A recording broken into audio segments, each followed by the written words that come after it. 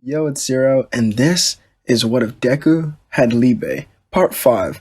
I hope you guys have all been enjoying the series, as this will be the last part. In the last part, though, we ended off with the UA Sports Festival and an introduction to the Hero Killer arc in Hosu City. We'll be seeing the continuation of that here in this part, along with the conclusion of the story. If you do like this type of content, don't forget to like and subscribe to the channel if you haven't already. And without any more wait at all, let's get started.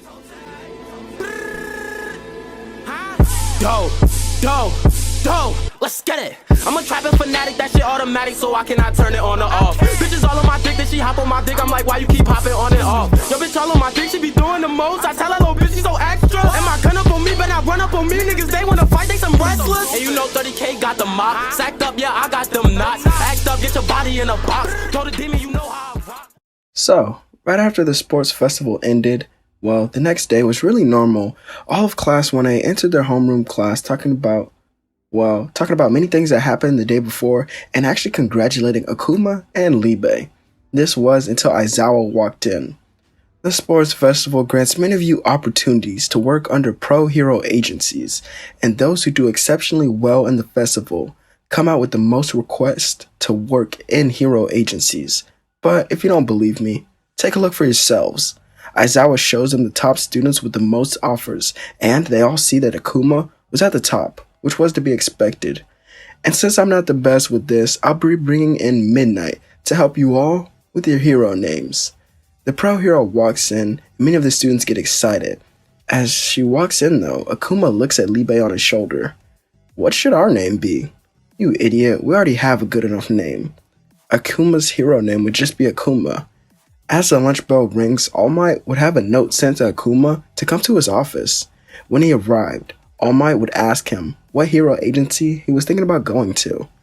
And Akuma and Liebe really didn't know, as they had so many offers, but All Might recommended someone, Gran Torino. He explains how he could help them further master their power and learn how to hold it for longer durations of time during battle. Akuma and Liebe agree, as that's where they'll go since it was recommended by the #1 hero after all. A couple days later, we see the two of them standing in front of a building. I'm pretty sure this is it, so let's knock. Liebe shrugs his shoulders while sitting on Akuma's shoulder. They do so, and a small, frail, old man comes to the door. Hey, I'm Akuma, and this is Liebe, my partner. All Might told us to come here. Gran Torino smiles, and then tries to bounce all over the walls, but he can't. You're not half bad, kid. You already negated all of my abilities as soon as you walked into the room. Akuma smiles and then asked him, how can you help us master our devil form? The training would then begin, as Akuma uses his devil transformation. The power of it shook the building entirely, and slightly scared Gran Torino. This kid is something else, isn't he? About 30 seconds would go by and the two would split and come out of the transformation. I see. Liebe, how do you feel while in this transformation? Do you think you have enough control over the one body that you all are sharing? Liebe nods. Well, no, then he shakes his head, believing that he doesn't have enough, and Gran Torino looks at Akuma or Izuku. Stand up on the table and then fall. Akuma lets himself fall, and Liebe moves on instinct to go and catch him, but Akuma saves himself before he can do so. There's your problem. You two have to work together better. You're too used to doing things on your own, so it's harder for you to rely on Liebe when in these types of situations. But it also seems that, Izuku, you aren't quite focused with how you're utilizing the quirk. It's not just a negation quirk by many ways you've already shown already, so try to think outside the box when in that form, and don't think about holding it for a long amount of time. Actually, no, that's what you came here to do. Think about holding it for a very long time limit, but don't try to use all of the power at once. Try to pace yourself, if you would say. So, for the next couple of days, they would train and work hard so that each of them is ready to master this ability. Until one night they would go out with the old, well, wasn't he retired? I think he was. So they go out with the retired hero, and as the three ride in the train cart, they realize that something is wrong. Then, A Nomu jumps into the cart and tries to attack some of the citizens within it. It suddenly is entrapped in a black spider web. Not so fast. We then look back at Akuma, who has his grimoire out using a new spell, as Liebe jumps off of his shoulder, becoming bigger, and kicks the Nomu out of the cart and down into the streets. The two look down, and first, Akuma would jump down, closing his eyes, letting himself fall. As he does, Liebe reaches out to him, and then grabs him. The Nomu on the streets then tries to grab another hero from his blind side, but he's sliced in half by a black sword. Gran Torino catches up to Akuma and then says, "Not half bad, kids, but there's much more we need to do here." This is when we get to see the two of them in a better looking form, you could say. It's a complete double transformation. Kind of think of it like, what's a good example I can use from Black Clover? Think of it as the transformations that the Dark Triad uses. This is more akin to what it is. So, this time, Akuma has 4 wings and claws for hands, but instead of the gray color, there's fragments of red all over his body, along with his eyes, as he tilts his head back to Gran Torino with a smile and fangs for teeth. "Yeah, you're right, but I have a friend to help save, so I figured you could cover this area by yourself." Akuma then disappears in a black flash, and on the other side of the city, where Todoroki was, he appears. Endeavor was fighting a Nomu when it became trapped in spider webs, then sliced into pieces. "Hey Todoroki, let's go help out Ida." Todoroki looked around but couldn't find the voice that he heard, and then a hand touched his shoulder as the two would vanish. Ida and another pro hero were losing against the hero killer Stain, and as Stain held his blade to his throat, he would say, "It's over, you so-called hero." A slimmer katana-like blade now blocked his own for some reason, but it was completely black. Stain tilted his head up to now look into the eyes of Akuma and Todoroki, defending Ida. "What are you two doing here?" Ida would say. "Don't worry about that. You just know that we're gonna win this fight now. Negation zone." Todoroki instantly notices that this negation zone was much different to what he saw before. It's not dark at all. It actually looks like nothing in the sky has actually changed. As it all looks wait a minute. Todoroki then shoots flames at the hero killer, causing him to flip onto a light post. How can I use my quirk here, Akuma?" "I'm allowing you to, but it requires a lot of focus right now. Luckily, I have a spell to let me know where you all are as well, as that's one of the requirements for this." Todoroki then looks at the katana that Akuma was holding and watches it slowly fade away. Not bad," he would say while looking at his hand. "It was just a copy after all. I wonder." Akuma teleports away and appears right in front of Stain and grabs his blade, vanishing, standing right back next to Todoroki and Ida. I wonder if I could just... Blade is completely covered in darkness as Akuma would smile. "Yeah, I thought so. Give me my sword back, brat. Hey Liebe, you want to try something new?" The two would then split apart and walk side by side with Todoroki in the middle of them, as Liebe will be holding his original blade and Akuma holds the katana. Todoroki sends more ice at the hero killer and they run towards Stain. The hero killer pulls out small knives and tries to cut them, but they trade spots and block the attacks. Akuma then tries to slice upward on Stain, but he manages to dodge just in time, backing away as he thinks about how Shigaraki did mention something about these two. When he would then see the smile on Akuma's face. "You're up, Ida, and don't you dare miss." From behind Stain, Ida appears and swings his leg. All of his anger, hatred, and determination were focused onto this attack. However, I'll be changing this scene a lot actually. As Ida's leg was about to make contact, the Nomu grabbed it and then broke his leg. Ida then screamed out in pain as he was teleported away by Akuma, as he now sat on a rooftop. "Hey Todoroki, you take the hero killer? Me and Liebe, well, actually Liebe go with them just to make sure, and I'll fight the Nomu by myself and hold it off." The other two nod, and Akuma then kicks the Nomu far away, and he pushes it further back with a negation slash. The Nomu was a little stronger, and he could tell, as the negation slash didn't really work on him at first. As Akuma told himself that all he needed to do was hold it off long enough. Back with the other two, Todoroki uses his eyes to get in close to the hero killer, and then, as he was about to get hit, he switches places with Liebe, and the devil headbutts him and pushes him away. Stain has no time to focus as he's forced to dodge more flames from the young hero. Liebe watched, and then his grimoire began to glow. Well, I'll be damned. Looks like another new spell. Todoroki starts to get tired, and then sees Liebe standing next to him. Go all out with this one, and I'll do the same. Stain jumps away, as then he was caught in a black spider web of negation. Red and black flames now spiral towards the hero killer, knocking him out on impact and leaving him with severe scars. And, let's say, what could he survive? Let's say a first-degree burn. Akuma was now trading blows, going blow for blow with the Nomu, but not gaining any ground at all. Well, that was until Endeavor appeared and burned it to ashes. Good job, kid, but you're too cocky. This is when the flying Nomu tried to grab Endeavor's arm and rip it off, but it was burned to flames. Wait, no, that didn't make sense. It was burned to ashes by Liebe. You seem to have the same problem as him. The Hosu City, arc or conclusion will be the same, with the students getting in trouble for acting on their own, but shortly return back to UA days later. The next day, everyone makes fun of Bakugo for his hairstyle and then begin to talk about their internships. The school day is normal until we get to All Might's portion of the class where he introduces a hero-like obstacle course where the students will have to move through the area as fast as possible using their quirks. Akuma, Ishido, Sero, and Ida were up first to try it.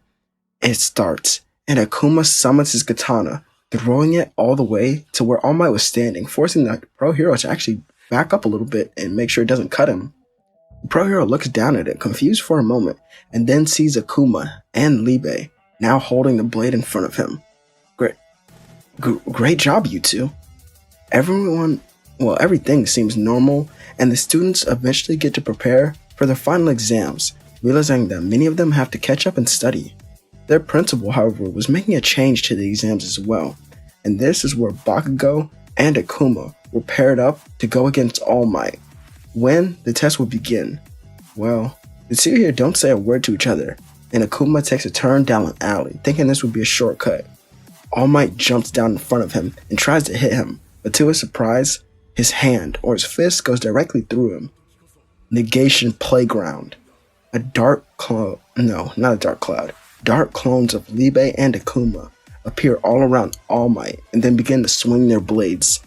The pro hero dodged one after another and turned his head, blocking another attack. As he does so, his arm got a little bit skinnier, as One for All... Yeah, is that the court? Yeah, it's One for All. I was about to say All for One, but I don't know why. Was being countered. So it looks like I'll have to dodge all of these. All Might maneuvers around through the dark area, but his attackers... he's caught in a web, and a clone of Bakugo appears, sending flames at All Might. That would send him out of the playground into a building. The real Bakugo hears this and turns that way, getting excited. Akuma and Liebe now stand over the pro hero, pointing both their swords at him. Before anything could be said, an explosion then hit them, sending rubble into them. Out of my way, demons. This is my win. The small interruption was enough time, or it gave All Might enough time to recover, so he slams his fist into Bakugo, launching him through the ceiling. Akuma looks over at Liebe as the two of them would transform. As All Might was beating down on Bakugo, who was trying his best to fight back, Akuma appears in his devil transformation, blocking his fist. So, young Izuku, you ready to get serious? Yeah, I am, but first, from behind him, a clone of Liebe would then jump out of his body. If that makes sense, from his black wings, a clone of Liebe would jump out of his body, and Akuma kicks the pro hero away, and then grabs Bakugo. The clone of Liebe would throw a sword all the way to the exit gate, and, Akuma teleports himself and Bakugo there using the sword. The students are then told, the rest of the exams for the students will go the same, and then they are told about the summer training camp and decide to go shopping the following weekend. Akuma wears a shirt that's let me just restart. Akuma wears a shirt so that Liebe can sit in his pocket. As they walk around, someone sneaks up on them. On instinct, Akuma teleports him away to a beach that's very far away, and it's quite dirty actually. Shigaraki was confused until he saw the hero killer's sword at this very same beach. This was just an emergency protocol that Akuma had started doing, and this is where the story is going to take a dramatic change from the original timeline. Akuma and Liebe appear on the beach as well. First, we'll take out you, then we'll take out All For One. Shigaraki is angered by this speech and tries to rush them, but is quickly put in a negation zone as he wouldn't realize it since he hasn't seen it in a while. And then, he's bound by clones that held him still. We don't have time to mess around with you. Akuma looks over at Liebe and hands him the dark katana. Liebe thinks about his past life and without a second thought, slices the throat of Shigaraki, killing him. But as they release the dome, a man now stands in front of them wearing a black suit as he would start to clap and start to smile as well. My greatest experiment has exceeded my most recent. Well now, it's about time you two come back to me, don't you think? All For One then uses a stronger version of Izuku's mother's, Inko's quirk to draw them in close, which gives Akuma or Izuku a weird feeling. Forget about your past, as you now work for me, and I have a special job for you two, as the new general of the League of Villains. Liebe and Izuku's memories are erased and filled with fake ones where they see All For One as a hero who saved them, which causes them to obey him as well. Weeks would go by as it would be reported missing that he was gone, and the school takes note of that but still goes on their trip anyway. When the night arrives, they all play that game. At night they play the game, and this is when the villains would start to appear as usual, and leading them was Izuku in his demon state, which seemed a lot stronger, and it resonated a terrible presence over all of them. All the UA students are confused as they begin to call out to him, but he pays no mind at all. It's as if he doesn't even know them. And then he would say, "Kill them all, and leave none of them alive but one." As you all know the mission, Dabi sends out blue flames throughout the entire forest, accompanied by Izuku's black flames. And another villain, or the muscle villain, cracks the ground by stomping on it. And the students split up as they would try to cover more ground and take out some of the villains. But it's no use. They couldn't use any of their quirks for some reason. And this is when Todoroki realized what Akuma was doing. It's the same thing as when they fought the hero killer, which means they are in serious trouble and they need to get out of the range of the zone. Bakugo, though, rushes in blind and tries to grab Izuku, but he's stabbed by him. These young heroes are such idiots. They really make me laugh, you know that? Bakugo punches him in the face, but he doesn't flinch at all, and then another sword would pierce his body, which caused him to cough up more blood before being dropped to the ground. Is this really what this silly school has taught you all? All you can do is run away and run in blindly to fight? What a waste of talents. You should have just become villains. The rest of the UA students managed to run out of the zone and be able to use their quirks against to defend themselves. Aizawa and other pro heroes who were there go out to help defend the students firsthand, which leads Izuku to killing a child that was running around by himself. This kid was Kota. Aizawa tries to cancel out his quirk, but nothing happens, leading to flames scorching his right side, and then his left arm is cut off by a black blade. For a teacher, you move quite slow. Aizawa looks down and is truly scared of the person that Akuma is now, as he knew he'd always be trouble. Aizawa here would actually die, and now Izuku goes back over to Bakugo, who is laying on the ground, barely alive. They capture him and they use Liebe to heal his injuries. This was truly devastating for UA. How could this happen in only one night? they completely lost to the villains with one of their teachers dying, and Izuku taking another one of their students. Overall, I say this leads to the pro heroes planning their attack on the villain base. However, when they arrived to save Bakugo, Izuku wasn't there. I think All Might has the same battle as before with All for One, but as his final punch was about to land, Akuma would appear and he'd stop it. Goodbye, symbol of peace. All Might's head is then sliced off by his blade that was held in another hand. As he then felt the hand of All for One on his shoulder. Great work, Izuku. And the boy would push off the hand, and All for One would only chuckle as he watches him walk over to the head of the fallen hero and lifts it up so that all of Japan could see, especially the helicopters that were surrounding the area. We will now enter our age of villains, with me at the front lines as a symbol of fear. All for One stands behind Izuku, smiling as his plan was now complete. I know it's a pretty dark ending, but this is where I plan to end this what if. There's not much left to go over, and Izuku would take over, All for One and Izuku would take over Japan with ease. We could see a future fight between Izuku and Mirio, who we know has One for All. Yeah, that's what I just had a brain fart right there. Who has One for All. But we all know how it would end regardless. If you do enjoy series like this and you want to see more of them, make sure to like the video and subscribe, as I make content like this all the time, and subscribing will make sure that you guys don't miss it when I do upload it. Also, comment down your favorite part of this series and comment down what I should do for my next My Hero series. I hope you all have a great day, night, or evening, as this is Zero, and I'll catch you all on the next one.